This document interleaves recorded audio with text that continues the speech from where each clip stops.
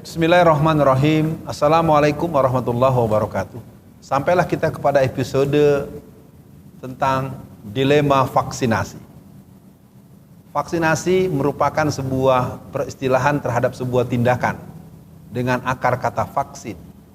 Vaksin adalah satu bentuk pelumpuhan kepada jenis penyakit yang sebetulnya dia menjadi sebuah bentuk antitesis daripada penyakit yang akan dianggap dilemahkan atau disembuhkan.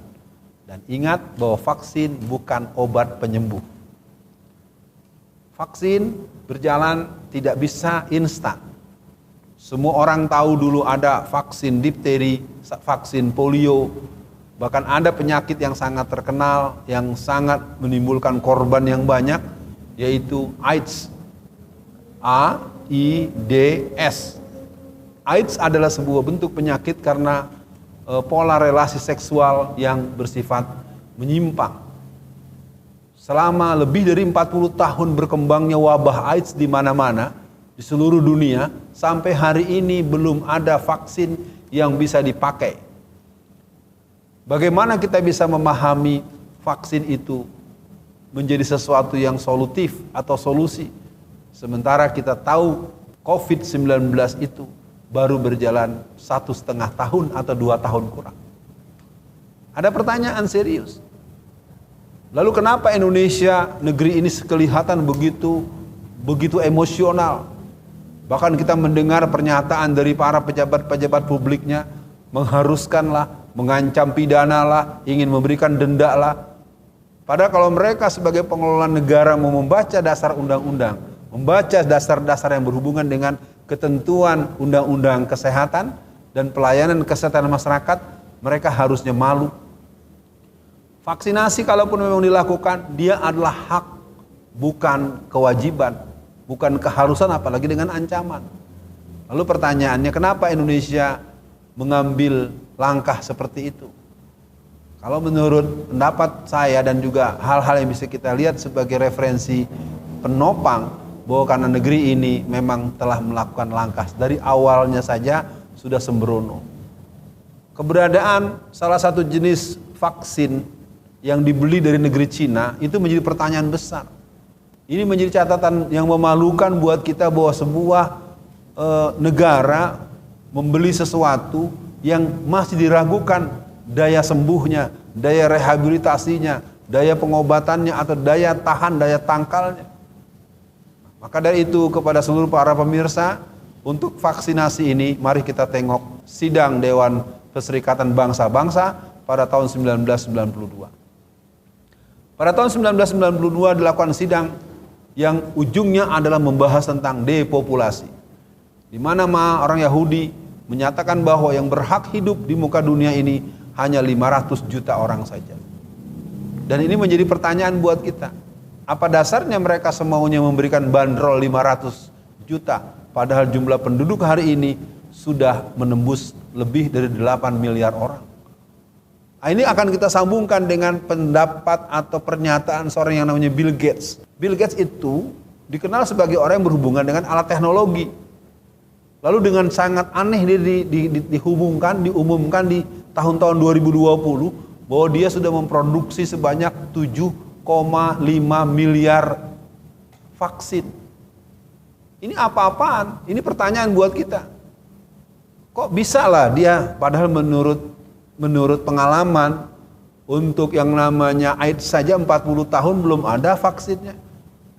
Untuk yang penyakit-penyakit yang pernah ada sejak zaman dahulu itu pun beratus tahun baru terjadi proses bukti-bukti kecil-kecil yang sebenarnya lagi-lagi juga tidak cespleng.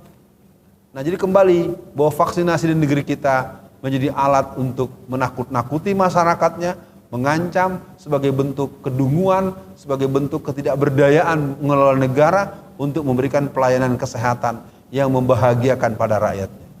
Lalu pertanyaannya adalah bagaimana sikap masyarakat? Kelihatannya masyarakat tetap harus bertanya kepada para dokter. Karena sepengetahuan saya, dokter-dokter lebih banyak menganjurkan ditunda dulu. Karena ada uji klinis yang belum selesai. Bahkan ada tokoh anak PKI yang menulis buku Aku Bangga Anak PKI yang bernama Ripka Ciptaning beberapa waktu yang lalu dalam sidang di sebuah acara resmi di DPR RI, dia menyatakan bahwa dia tidak mau divaksin. Sebagai seorang dokter, tentu dia punya alasan. Tetapi bahwa dia adalah orang yang mengatakan bahwa aku anak PKI, juga satu catatan yang tidak boleh dilupakan.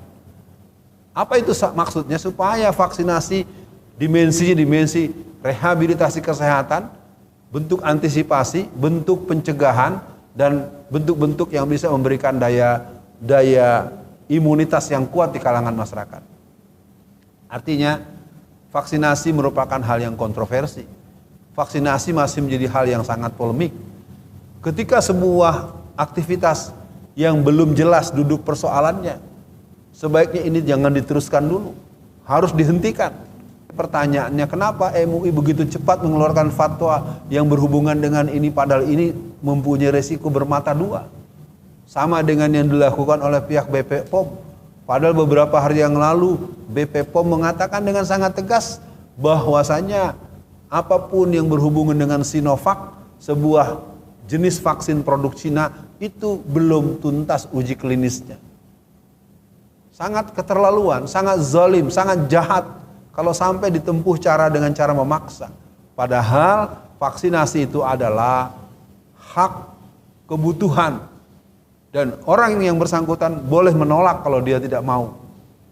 Nah, artinya buat para seluruh pemirsa, kita sama-sama ingin mengatakan bahwa negeri ini memang dalam bahaya. Pengelolaan negaranya terlalu sembrono, berhutang budi dengan orang yang pemilik modal. Akibatnya kita bisa melihat bagaimana kita punya kekhawatiran ketika Allah berfirman, A'udzubillahi minasyaitonirrajim, wal yaksal lazilau taraku zuriyatan diafa khafu alaihim wal yatakullah wal yakulu qaulan sadida. Hendaklah engkau khawatir akan datang generasi di belakangmu, generasi yang lemah. Dan ini akan menjadi pengetahuan kita hari ini. Artinya kita akan mencegahnya. Maka dari itu, kalau ditanyakan kepada saya, sedapat mungkin kita tidak bervaksin. Karena vaksinasi secara sejarahnya selalu hanya dialamatkan kepada orang-orang lemah yang multiplier efek. Untuk vaksin COVID-19 masih sangat kontroversial, masih sangat polemik. Maka dari itu, terhadap ini pada pemerintah Republik Indonesia, kalau Anda sayang pada rakyat Anda sendiri, Anda harus bisa meyakinkan dan membuktikan. Jangan bersinetron. Kita masih ingat bagaimana salah satu menteri yang ketakutan untuk divaksin lebih dahulu.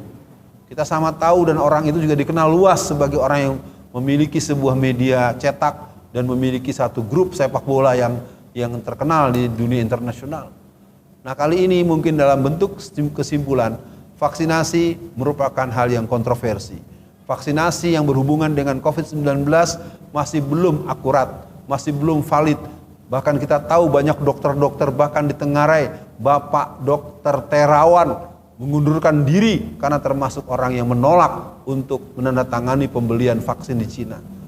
Itu saja masih menjadi pertanyaan yang sangat debatable. Pemerintah tidak boleh lalu kemana-mana kemudian ancam sana, ancam sini, tangkap sana, tangkap sini.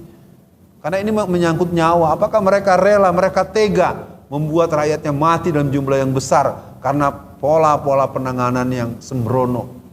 Kita bisa belajar dari Tanzania, kita belajar dari Norwegia, kita belajar dari berbagai negara-negara yang dengan tegas-tegas seperti Vietnam, seperti Korea Selatan, dan yang lain-lain. Mereka mengatakan no way.